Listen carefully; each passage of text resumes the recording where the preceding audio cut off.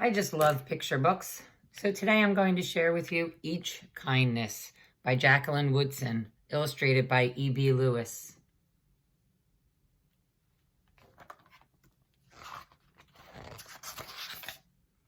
That winter, snow fell on everything, turning the world a brilliant white.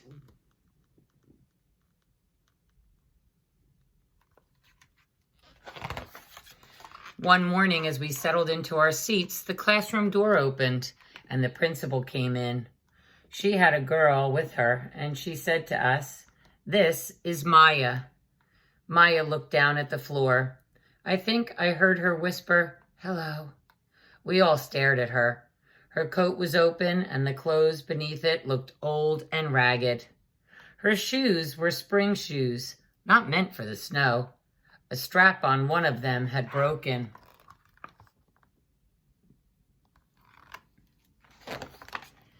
Our teacher, Miss Albert, said, "Say good morning to our new student." But most of us were silent. The only empty seat was next to me. That's where our teacher put Maya. And on that first day, Maya turned to me and smiled. But I didn't smile back.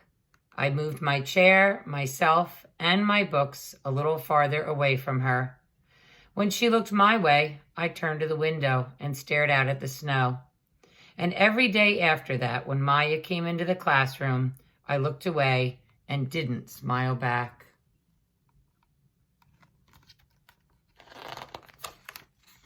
My best friends that year were Kendra and Sophie.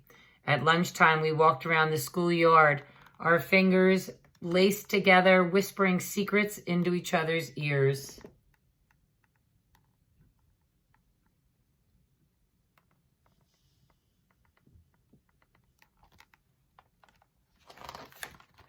One day, while we were near the slide, Maya came over to us.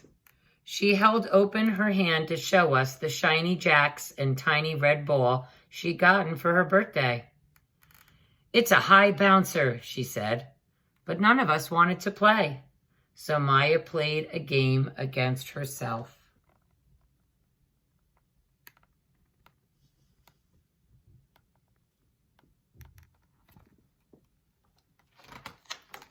That afternoon, when we got back into the classroom, Maya whispered to me, "Bet you can't guess who the new Jacks champion of the world is." Behind me, Andrew whispered, "Chloe's got a new friend. Chloe's got a new friend." "She's not my friend," I whispered back.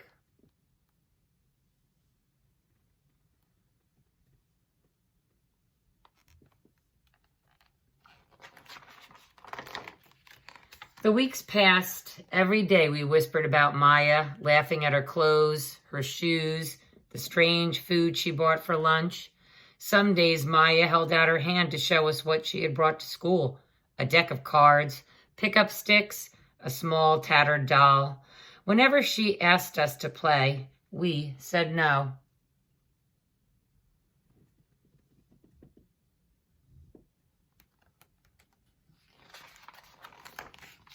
The days grew warmer and warmer. The pond thawed. Grass began growing where snow had once been. One day, Maya came to school wearing a pretty dress and fancy shoes. But the shoes and the dress looked like they belonged to another girl before Maya.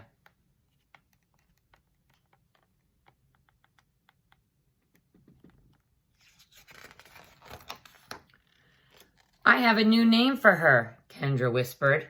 "Never knew. Everything she has came from a second-hand store." We all laughed. Maya stood by the fence. She was holding a jump rope but did not come over to us to ask if we wanted to play. After a while, she folded it double, rolled the ends around each hand, and started jumping. She jumped around the whole schoolyard without stopping. She didn't look up once, just jumped, jumped, jumped. The next day, Maya's seat was empty. In class that morning, we were talking about kindness. Miss Albert had brought a big bowl into class and filled it with water. We all gathered around her desk and watched her drop a small stone into it. Tiny waves rippled out, away from the stone. "This is what kindness does," Miss Albert said. "Each little thing we do goes out like a ripple into the world."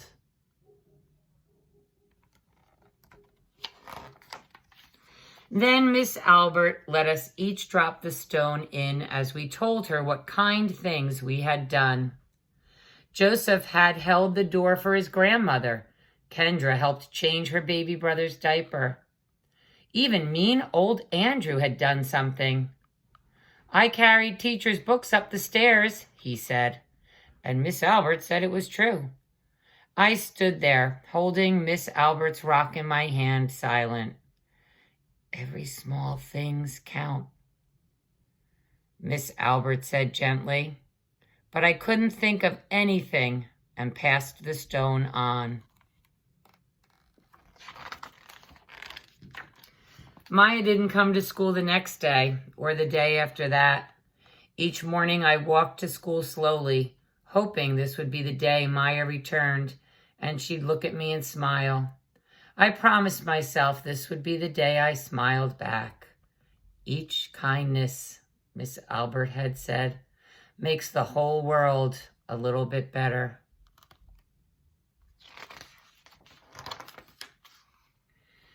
But Maya's seat remained empty. And one day Miss Albert announced to the class that Maya wouldn't be coming back. Her family had to move away, Miss Albert said. Then she told us to take out our notebooks. It was time for spelling.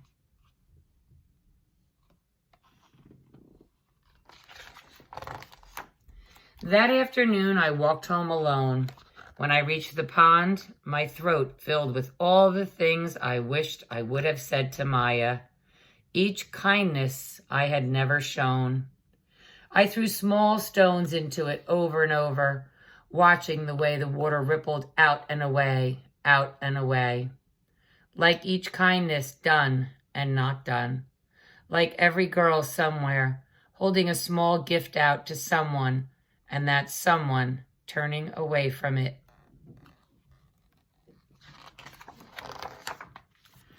I watched the water ripple as the sun set through the maples, and the chance of a kindness with Maya became more and more forever gone.